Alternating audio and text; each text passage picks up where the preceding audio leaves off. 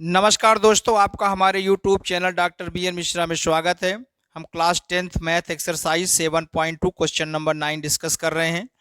Question 9 में दिया है कि एक पॉइंट A -2 और दूसरा पॉइंट B 28 है।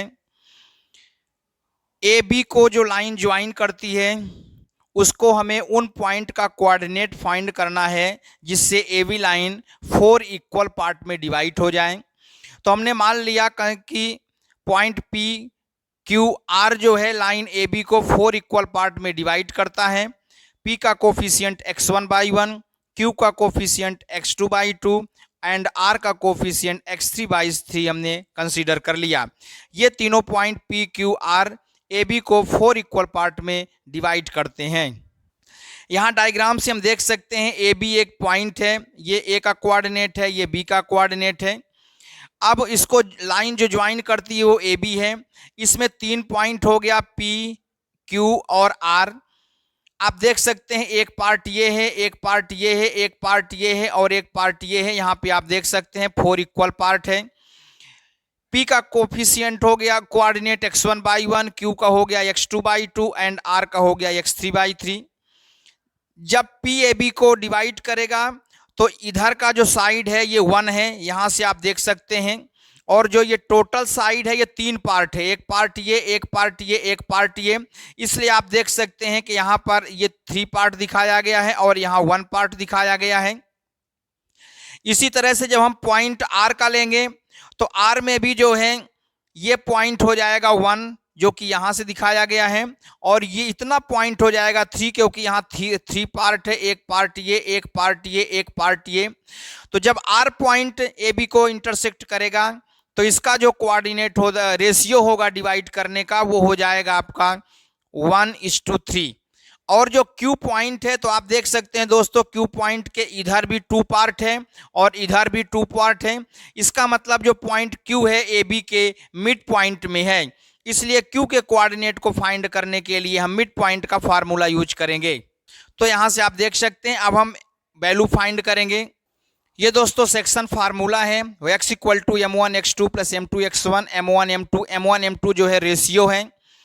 ये बाई का फार्मूला है m1/2 + m2/1 अपान m1 m2, ये बाई का फार्मूला है। तो इसी हम सेक्शन फार्मूला को यूज करेंगे पॉइंट ए के लिए, फिर क्यू पॉइंट पी के लिए, फिर क्यू के लिए एंड फिर आर के लिए।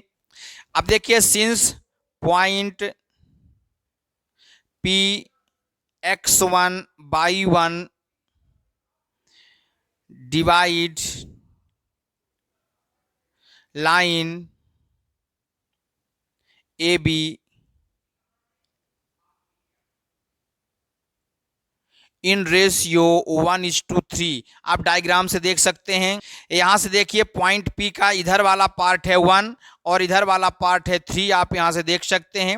ये 1:3 के रेशियो में डिवाइड करता है, इसलिए यहाँ पी के लिए m1 = हो जाएगा 1 और m2 = हो जाएगा 3।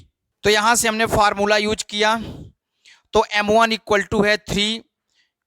चूंकि यहाँ पे x1 x2 पॉइंट के लिए है तो यहाँ m1 हो जाएगा, और b का पॉइंट दिया है 28 तो b का x कोऑर्डिनेट है 2 तो 1 × 2। चूंकि डायग्राम के अकॉर्डिंग हम देख सकते हैं कि जब भी हम सेक्शन फार्मूला लगाते हैं तो एक क्रॉस मल्टीप्लाई होता है, मतलब 1 का मल्टीप्लाई 2 के साथ, फिर 3 का मल्टीप्लाई -2 के साथ, ये x कोफिशियंट में होगा। फिर बाई कोफिशियंट में 1 का मल्टीप्लाई 8 के साथ और फिर 3 का मल्टीप्लाई 2 के साथ। ये एक तरह का क्रॉस मल्टीप्लाई जैसे हैं।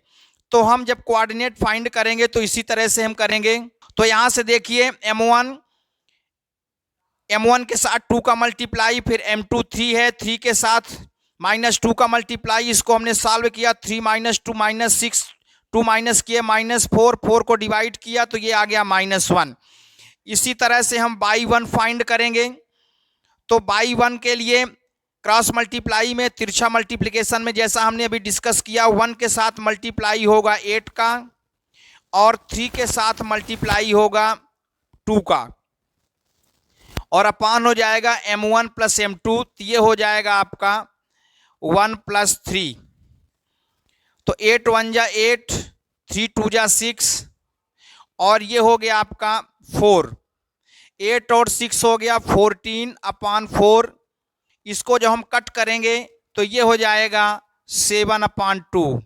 तो इस तरह से पॉइंट P का जो कोऑर्डिनेट हमने x1 y1 लिया, तो x1 की वैल्यू हो गई -1 और y1 की वैल्यू हो गई 7/2। इसी तरह से पॉइंट Q और हम R भी फाइंड करेंगे। अब चूंकि हमने अभी अभी डिस्कस किया कि पॉइंट Q जो है मिड पॉइंट होता है, यहां से देखिए पॉइंट Q मिड पॉइंट है, क्योंकि पॉइंट Q के इस साइड में 2 पार्ट हैं और पॉइंट के इस साइड में भी 2 पार्ट हैं। तो 2 पार्ट में होने के कारण जो पॉइंट Q है वो मिड पॉइंट होगा, इसलिए मिड पॉइंट का फार्मूला यूज करेंगे। मिड पॉइंट का फार्मूला होता है x1 + x2/2, मतलब x कोफिशिएंट को प्लस करके 2 से डिवाइड करना। तो यहाँ -2 + 2/2 हो जाएगा। y कोफिशिएंट के लिए y का प्लस करेंगे तो 8 + 2/2, तो ये हो गया 10/2। तो पॉइंट Q का जो कोऑर्डिनेट है वो हो गया x2 = 0, y2 = 5।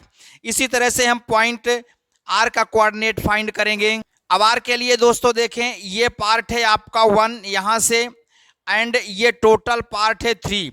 तो यहाँ भी जब हम क्रॉस मल्टीप्लाई का यूज करेंगे तो इसका मतलब है कि ये 1 का मल्टीप्लाई होगा x कोफिशिएंट के लिए -2 का, और 3 का मल्टीप्लाई होगा 2 के साथ। इसी तरह से y कोफिशिएंट के लिए 1 का मल्टीप्लाई होगा इस 2 के साथ, और 3 का मल्टीप्लाई होगा 8 के साथ। बिल्कुल अपोजिट हो जाएगा पॉइंट P की तरह। तो x3 = हो जाएगा, तो 1 का मल्टीप्लाई होगा, ये हो गया -2, और 3 का मल्टीप्लाई हो जाएगा 2 के साथ,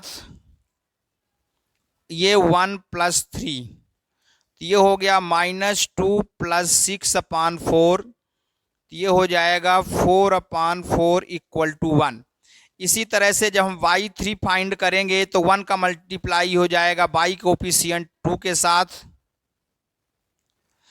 एंड जो 3 है उसका मल्टीप्लाई हो जाएगा 8 के साथ अपॉन 1 + 3 4, डायरेक्ट लिख दें इस बार। तो ये हो गया 2 8 3 = 24/4, तो ये हो जाएगा 26/4। इसको कट करेंगे तो ये हो जाएगा 13/2। तो इस तरह से पॉइंट R का कोऑर्डिनेट हो जाएगा 1 and 13/2। That is coordinate of point P is -1 7/2. Coordinate of point Q, तो Q के लिए हो जाएगा is 0 5, and coordinate of point R is, तो R के लिए हो जाएगा 1 and 13/2। तो इस तरह से पॉइंट PQR ये कोऑर्डिनेट है जो कि लाइन ज्वाइनिंग AB को 4 इक्वल पार्ट में डिवाइड करता है।